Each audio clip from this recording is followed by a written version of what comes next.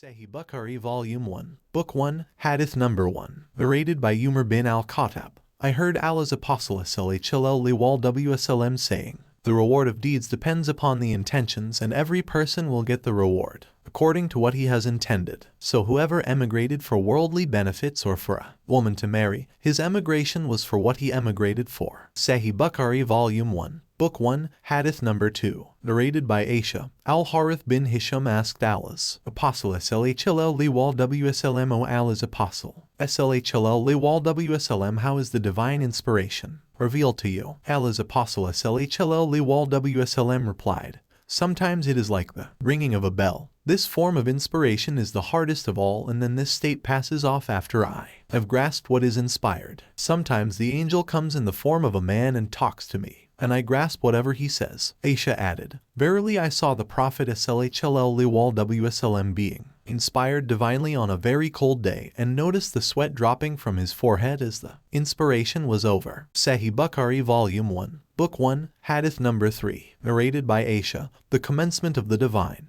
inspiration to Allah's Apostle was in the form of good dreams which came true like bright day light, and then the love of seclusion was bestowed upon him. He used to go in seclusion in the cave of Hira, where he used to worship continuously for many days before his desire to see his family. He used to take with him the journey food for the stay and then come back to Khadija to take his food likewise again, till suddenly the truth descended upon him while he was in the cave of Hira. The angel came to him and asked him to read. The Prophet replied, I do not know how to read. The Prophet added, the angel caught me and pressed me so hard that I could not bear it any more. He then released me and again asked me to read, and I replied, I do not know how to read. Thereupon he caught me again and pressed me a second time till I could not bear it any more. He then released me and again asked me to read, but again I replied, I do not know how to read. Thereupon he caught me for the third time and pressed me, and then released me and said, read in the name of your Lord, who has created man from a clot. Read, and your Lord is the most generous. Then Allah's Apostle returned with the inspiration and with his heart beating severely. Then he went to Khadija bint Khuwaylid and said, cover me, cover me. They covered him till his fear was over, and after that he told her everything that had happened and said,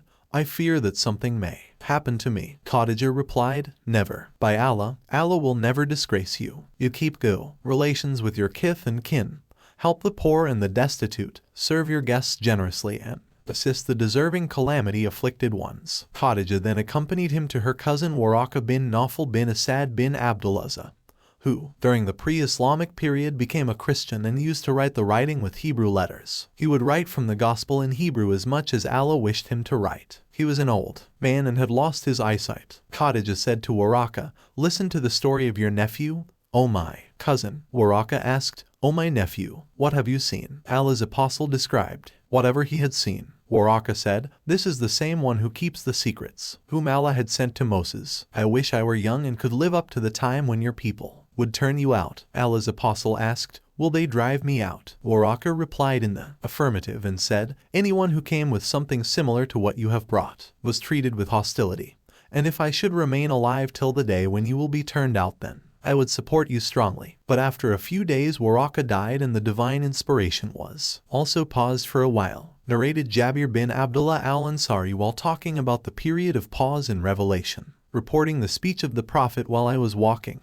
All of a sudden I heard a voice from the sky. I looked up and saw the same angel who had visited me at the cave of Hira sitting on a chair between the sky and the earth. I got afraid of him and came back home and said, wrap me. And then Allah revealed the following holy verses. O you, wrapped up in garments, arise and warn the people against Allah's punishment, up to and desert the idols. After this the revelation started coming strongly, frequently and regularly. Sahih Bukhari Volume 1, Book 1, Hadith number 4, narrated by Said bin Jubair. Ibn Abbas in the explanation of the statement of Allah, move not your tongue concerning the Quran to make haste therewith, said Allah's Apostle used to bear the revelation with great trouble and used to move his lips quickly with the inspiration. Ibn Abbas moved his lips saying, I am moving my lips in front of you as Allah's Apostle used to move his, said moved his lips saying, I am moving my lips, as I saw Ibn Abbas moving his. Ibn Abbas added, so Allah revealed, move not your tongue concerning to make haste therewith. It is for us to collect it and to give you, O Muhammad, the ability to recite it, which means that Allah will make him the prophet. Remember the portion of the Quran which was revealed at that time by heart and recite it, the statement of Allah. And when we have recited it to you, O Muhammad, through Gabriel, then you follow its recital, means listen to it and be silent. Then it is for us Allah to make it clear to you, means then it is for Allah to make you recite it, and its meaning will be clear by itself through your tongue. Afterwards, Allah's apostle used to listen to Gabriel whenever he came, and after his departure he used to recite it as Gabriel had recited it. Sahih Bukhari Book 1, Hadith number 5. Narrated by Ibn Abbas, Allah's apostle was the most generous of all the people, and he used to reach the peak in generosity in the month of Ramadan when Gabriel met him. Gabriel used to meet him every night of Ramadan to teach him the Quran. Allah's apostle was the most generous person, even more generous than the strong uncontrollable wind in readiness and haste to do charitable deeds. Sahih Bukhari Book 1, Hadith number 6. Narrated by Abdullah bin Abbas, Abu Sufyan bin Harb informed me that Heraclius had sent a messenger to him while he had been accompanying a caravan from Quraysh. They were merchants doing business in Sham at the time when Allah's apostle had truce with Abu Sufyan and Quraysh infidels. So Abu Sufyan and his companions went to Heraclius at Ilia. Heraclius called them in the court, and he had all the senior Roman dignitaries around him. He called for his translator who, translating Heraclius's question, said to them, "Who amongst you is closely related to that man who claims to be a prophet?" Abu Sufyan replied, "I am the nearest relative to him." Heraclius said, "Bring him close to me and make his companions stand behind him." Abu Sufyan added, "Heraclius told his translator to tell my companions that he wanted to put some questions to me regarding that man, and that if I told a lie they should contradict me." Abu Sufyan added, "By Allah, had I not been afraid of my companions labeling me a liar, I would not have spoken the truth about the Prophet. The first question he asked me about him was, 'What is his family status amongst you?' I replied, 'He belongs to a good family amongst us.' Heraclius further asked, 'Has anybody amongst you ever claimed the same to be a prophet before him?' I replied, 'No.' He said, 'Was anybody amongst his ancestors a king?' I replied, 'No.' Heraclius asked, 'Do the nobles or the poor follow him?' I replied, 'It is the poor who follow him.' He said, 'Are his followers increasing, decreasing?' I replied, 'They are increasing.' He then asked, 'Does anybody amongst those who embrace his religion become displeased and renounce the religion afterwards?' I replied, 'No.' Heraclius said, 'Have you ever accused him of telling lies before his claim to be a prophet?' I replied, 'No.' Heraclius said, 'Does he break his promises?' I replied, 'No. We are at truce with him, but we do not know what he will do in it.' I could not find opportunity to say anything against him except that. Heraclius asked, 'Have you ever had a war with him?' I replied, 'Yes.' Then he said, 'What was the outcome of the battles?' I replied, 'Sometimes he was victorious and sometimes we.' Heraclius said, 'What does he order you to do?' I said, 'He tells us to worship Allah and Allah alone, and not to worship anything along with him, and to renounce all that our ancestors had said. He orders us to pray, to speak the truth, to be chaste, and to keep good relations with our kith and kin.' Heraclius asked the translator to convey to me the following: 'I asked you about his family, and your reply was that he belonged to a very noble family. In fact, all the apostles come from noble families amongst their respective peoples. I questioned you whether anybody else amongst you claimed such a thing. Your reply was in the negative. If the answer had been in the affirmative, I would have thought that this man was following the previous man's statement. Then I asked you whether any one of his ancestors was a king. Your reply was in the negative, and if it had been in the affirmative, I would have thought that this man wanted to take back his ancestral kingdom. I further asked whether he was ever accused of telling lies before he said what he said, and your reply was in the negative. So I wondered how a person who does not tell a lie about others could ever tell a lie about Allah. I then asked you whether the rich people followed him or the poor. You replied that it was the poor who followed him, and in fact, all the apostles have been followed by this very class of people. Then I asked you whether his followers were increasing or decreasing. You replied that they were increasing, and in fact this is the way of true faith, till it is complete in all respects. I further asked you whether there was anybody who, after embracing his religion, became displeased and discarded his religion. Your reply was in the negative, and in fact this is true faith, when its delight enters the hearts and mixes with them completely. I asked you whether he had ever betrayed. You replied in the negative, and likewise the apostles never betray. Then I asked you what he ordered you to do. You replied that he ordered you to worship Allah and Allah alone and not to worship anything along with him, and forbade you to worship idols and ordered you to pray, to speak the truth and to be chaste. If what you have said is true, he will very soon occupy this place underneath my feet, and I knew it that he was going to appear, but I did not know that he would be from you.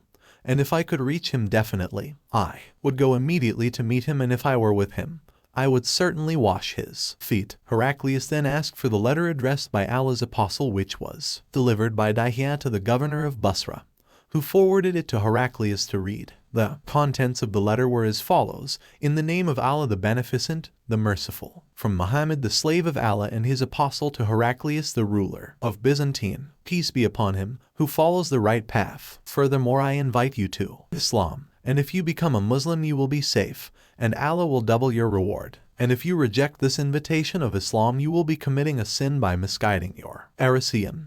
O people of the scripture, come to a word common to you and us, that we worship none but Allah, and that we associate nothing in worship with him, and that none of us shall take others as lords beside Allah. Then, if they turn away, say, bear witness that we are Muslims. Abu Sufyan then added, when Heraclius had finished his speech and had read the letter, there was a great hue and cry in the royal court. So we were turned out of the court. I told my companions that the question of Ibn Abi Kabsha the Prophet Muhammad has become so prominent that even the king of Bani al-Asfar is afraid of him. Then I started to become sure that he would be the conqueror in the near future till I embraced Islam. The sub-narrator adds, Ibn an-Nadir was the governor of Lya, and Heraclius was the head of the Christians of Sham. Ibn an-Nadir narrates that once, while Heraclius was visiting Ilya, he got up in the morning with a sad mood. Some of his priests asked him why he was in that mood. Heraclius was a foreteller and an astrologer. He replied, at night when I looked at the stars, I saw that the leader of those who practice circumcision had appeared. Who are they who practice circumcision? The people replied, except the Jews nobody practices circumcision, so you should not be afraid of them. Just issue orders to kill every Jew present in the country. While they were discussing it,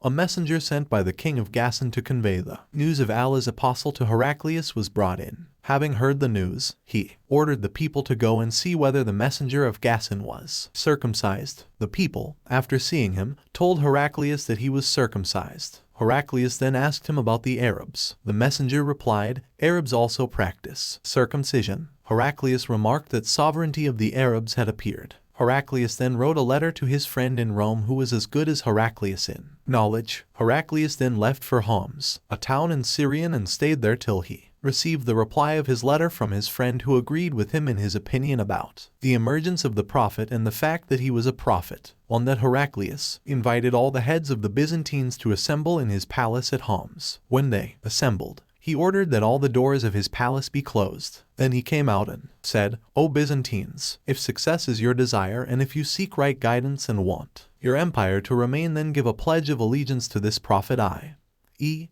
embrace Islam. The people ran towards the gates of the palace like onagers, but found the doors closed. Heraclius realized their hatred towards Islam, and when he lost the hope of their embracing Islam, he ordered that they should be brought back in audience. He said, what already said was just to test the strength of your conviction, and I have seen it. The people prostrated before him and became pleased with him, and this was the end of Heraclius's story.